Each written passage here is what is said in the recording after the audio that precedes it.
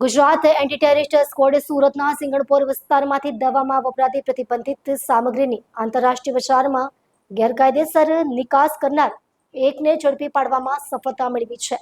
ATS દ્વારા પકડાયેલા આરોપીનું નામ નિકુંજ હરીશ ગઢિયા હોવાનું જણાવ્યું છે।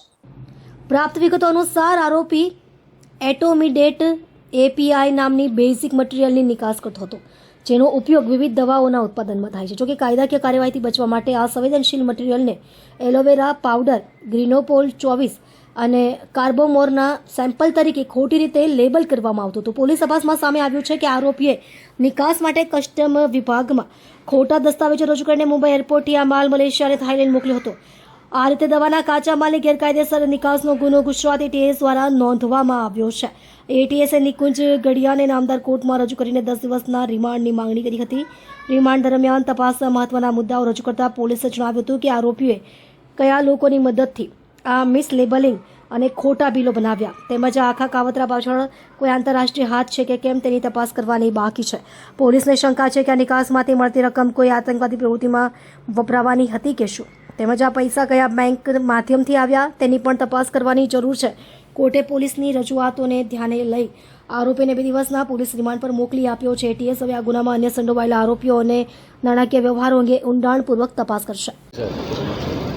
આજે સુરતમાં એટીએસ તરફથી નિકુંજ નામના એક આરોપીને રજૂ રાખવામાં આવેલો હતો અને એટીએસ તરફથી રિમાન્ડ રિપોર્ટ રજૂ રાખવામાં આવેલો હતો। એમાં મુખ્યત્વે એટીએસ તરફથી એવા આક્ષેપ કરવામાં આવેલા તે ઓટોમેટિક ઓપીઆઈ નામનો એક પાવડર ને આ આરોપી તથા એના સહયોગીઓએ મિસલેબલિંગ કરીને ખોટા બિલો બનાવીને અને કસ્ટમ્સ ડિપાર્ટમેન્ટમાં ગેર રજૂઆતો કરીને એક્સપોર્ટ કરેલો છે અને એ પાવડર એક્સપોર્ટ કરીને જે ફંડ મળેલું છે એ ફંડ આરોપીએ ગેરકાયદેસર રીતે મેળવેલું છે એવા આક્ષેપો કરીને આજે આરોપીને અટક કરીને પોલીસ કસ્ટડી રિમાન્ડ માટે રજૂ રાખવામાં આવેલો।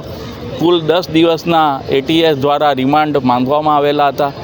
એટીએસ દ્વારા મુખ્ય મુદ્દો એ રજૂ રાખવામાં આવેલો કે આ જે ફંડ આવ્યું છે મલેશિયા અને થાઇલેન્ડથી એ કોઈ ગેરકાયદેસર પ્રવૃત્તિમાં વપરાશ અર્થે વાપરવા માટે આવ્યું છે, તે કોઈ આતંકવાદી પ્રવૃત્તિ માટે આ આવ્યું છે।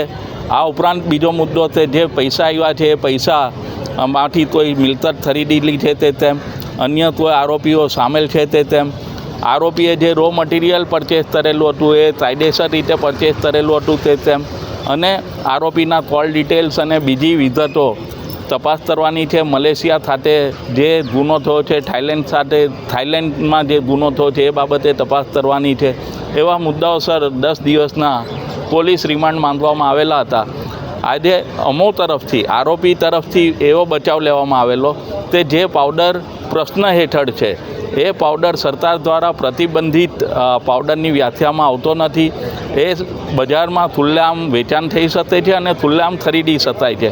આ ઉપરાંત અમારા તરફે એવી રજૂઆત થયેલી તે એનું ઇમ્પોર્ટ કરવું તે એક્સપોર્ટ કરવું પણ સરકાર દ્વારા પ્રતિબંધિત નથી। તો જે અમારા દ્વારા પ્રક્રિયા કરવામાં આવેલી છે એ કોઈપણ રીતે ગુનાહિત વ્યાખ્યામાં આવતી નથી અને જે ફંડ આવેલું છે એ ફંડ અમારા બેંક અકાઉન્ટમાં આવેલું છે એના અમે પુરાવા રજૂ કર્યા છે। અમે એવી પણ રજૂઆત કરી છે અમે જે રો મટીરિયલ પરચેસ કર્યું છે એ રો મટીરિયલ પણ અમે જીએસટી બિલથી પરચેસ કરેલું છે, એના પણ પુરાવા અમે એટીએસને આપ્યા છે। તો નામદાર કોર્ટ દ્વારા એટીએસની અને બચાવ પક્ષે અમારી રજૂઆતો ધ્યાને લઈને આરોપીના મંગળવાર 11 વાગ્યા સુધીના રિમાન્ડ મંજૂર કરવાનો હુકમ કરેલ છે।